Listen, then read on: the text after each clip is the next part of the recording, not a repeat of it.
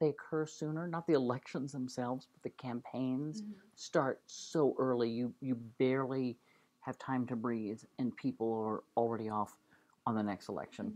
I give you the latest CPAC thing that happened this weekend. So we are in March, and just last year reelected President Obama, and we had what's known as a cattle call and a straw poll among Republicans. So it starts like immediately. There are more ears and eyes on it earlier.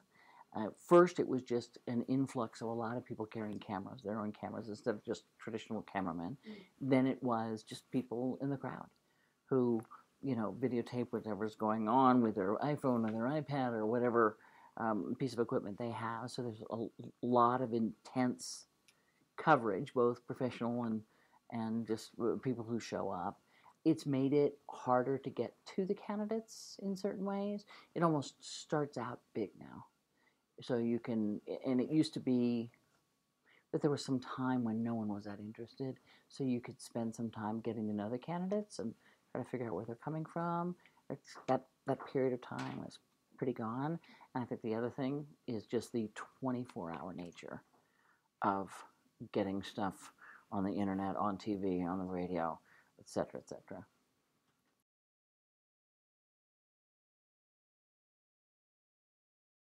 I don't feel that I have to work differently. I do feel that I do, just because, I don't know, I'm a girl. So I think necessarily men and women are different, not better or worse.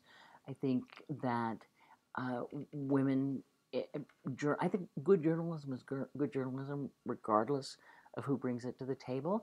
But it can't help but be slightly different between how men cover things or how women cover things. Maybe not in all stories, but certainly in some stories.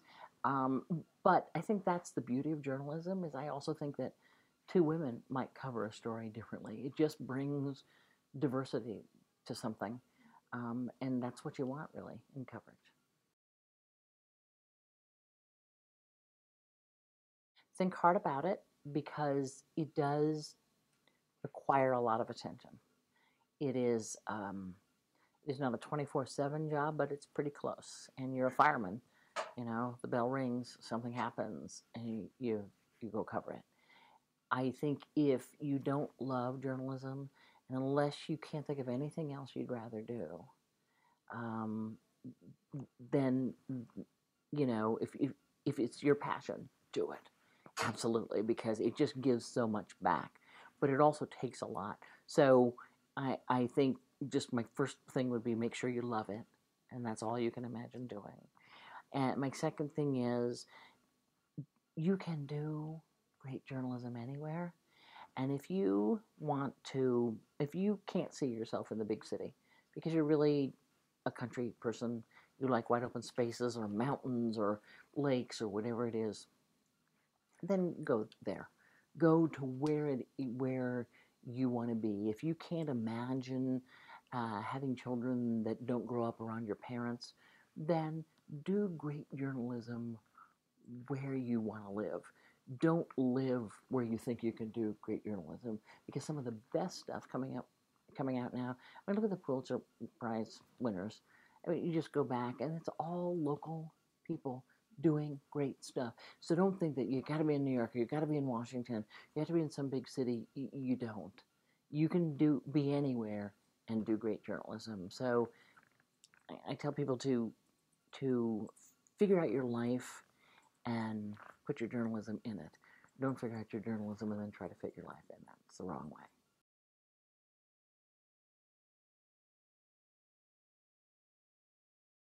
The truth is that the longer you cover politics, the grayer you become about most everything. If I can sit down with somebody on any given issue and have them explain to me their side of it, and I'll think, oh, that makes sense. And then I'll put down their polar opposite, and they'll explain it to me, and I'll think, oh, I get that. And so you come away more confused about the issue itself and what you think is right or wrong. So there's that. I think over time you just are less certain about almost anything you might have been certain about when you were 21.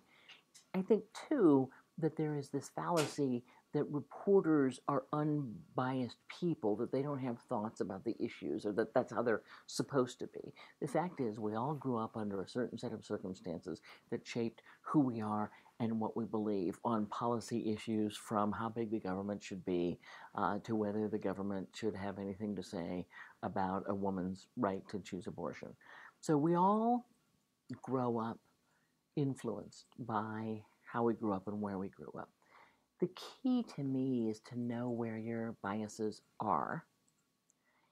I often think, so that you're aware of them, I often think sometimes that the person who I most agree with gets the hardest time from me, because I question the whole, because I'm sort of aware of it on issues. I'm not talking about politics particularly, I'm talking about issues now. And I think the other thing is, that's why you have editors, because that's why you need this kind of diversity we talked about, because there's no one better than someone who grew up in a different place, who comes to the table with a different set of priorities to say to you, I don't know, but that seems, a little biased to me. I mean, you wrote this, and that's really, so that's why you have editors, number one. That's why you have diversity in the newsroom. And that's why I think you're not blank slates. Nobody is a blank slate, and that includes reporters. So you deal with it. You don't deny that it's there. Well, I will tell you that the hardest day I ever had at work was 9/11, and I think most reporters would tell you that. We ended up in New York the day after it happened, and it was the most challenging thing as a reporter to tell this story without getting absorbed by this story and feeling the enormous amount of pain in that city, in Washington, in Pennsylvania. And I just remember saying to myself, I need to remember that I am telling their stories, not my stories. I didn't want to cry during it, and I didn't want to, I wanted to tell the story in the best way, and that requires a clear head.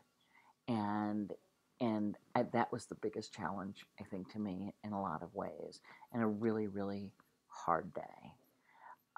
There's so many good days, just because I remember a great night, just because it was so much fun, and it was the night of the 2000 election, and we had reported that Al Gore had already called and conceded to George W. Bush.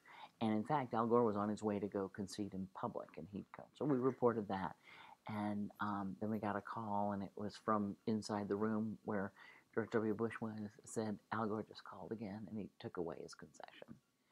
It was like so exciting, because it was so, like, I said, oh, Karen, have an election night, and they're going to count the votes, somebody's going to say, and all of a sudden something that had never happened before happened, and you hardly knew how to, you knew what to say, but you didn't know, and you're like, okay, what's the next question? I'm like, now what? We've got, and we thought, oh, well, tomorrow morning, they'll finish counting the votes, and we'll know. Well, of course, obviously it took the Supreme Court in several weeks and all of that kind of stuff. So that was a really exciting night, A, because we got that first, and it was fun. It's always fun to be first with the news. And B, it just was so surprising. I think I love the news business because you learn things, and stuff can surprise you. And that really surprised me. So I just liked that night a lot of energy in that night.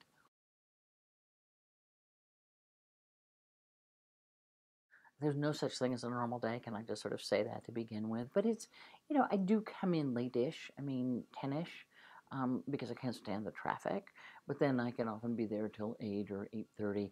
A lot of it is calling people to sort of find out how we sort of, like, Wednesday's different from Thursday, and Thursday's different from Friday when you're setting up a Sunday show, because Wednesday's like, what do we want? Like, where are we going to be going? What's happening next week? What do we think the topic of conversation is going to be like? Then you get the guests, and working with the booker and trying to figure out who we want.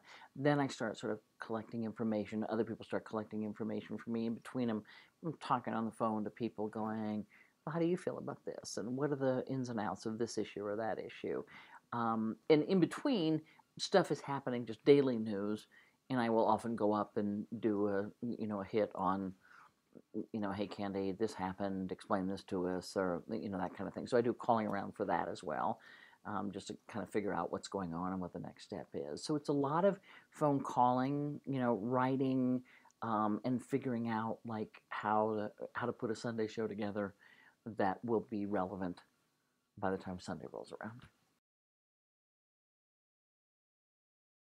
Actually, I was working for NBC, and they had layoffs, and I was laid off, and so I was looking for a job, and they had a freelance opening at CNN, and NBC had been great, and had said stay until you get a job. You don't have to. So there was no hole in my paycheck, so that was great. They said you can stay as long, just find something.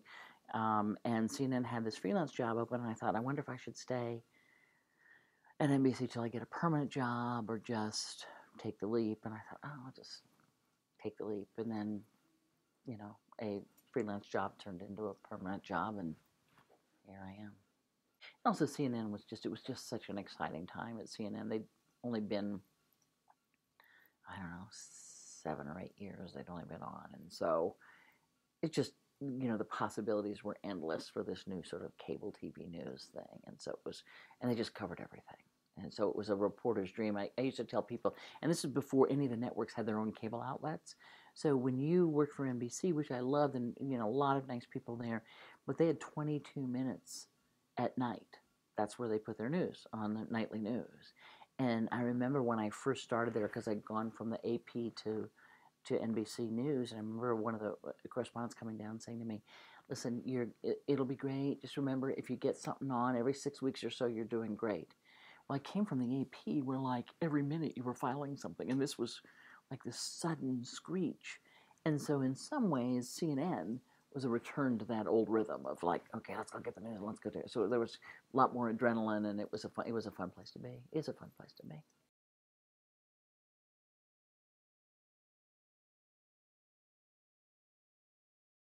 The truth is, it depends on the week. There are some weeks where we are certain that Sunday should be about, let's say, a Supreme Court decision that's going to come that next Wednesday. There are other Sundays when we think we should do another round on whatever the big story has been this week, the budget or the fiscal cliff or whatever. But honestly, there have been times on Saturday night when we've thrown the show up in the air and done something different. There have been times when I've come in and we had a whole show planned, and suddenly we have to do something else, because CNN, first of all, is a breaking news place. And so when the Arab Spring begins, and when there are people out on the streets, and that's what you cover. And so what you're trying to do then is to say, who can we get to come in? It's like 9 a.m. is our first air on Sunday morning. So it can be, we can have a really good idea on Wednesday. We can sometimes be booked and have all our guests maybe by Thursday, more generally by Friday. But there are also times when Saturday night we're going, we can't do this show, we got to do this show. I have to tell you, I like those nights. I love it when we throw everything up in the air and we don't know what we're going to do, because something big has changed, because it makes the conversation more exciting. It's it gives you kind of an extra hit of adrenaline. We had one person who at 4 a.m. in the morning, representing a senator who was doing something big and wanted to be on a Sunday show, who showed up at 4 a.m. on Sunday morning to say, you need to put my girl on TV. She's about to do something big. So it's just, I don't know, I love that, because I like the out of the ordinary, and I think it's what draws me to journalism is you don't know what that day is going to bring. It's not like you go in and do the same thing over and over. I mean, I just feel like enormously lucky to have the kind of job where like every day, or you hope every day, something really interesting will happen. We have had weeks where we thought, if I have to do the fiscal cliff again, I will never make it. But I like the times when we have to throw it up in the air and start all over again. It's kind of fun.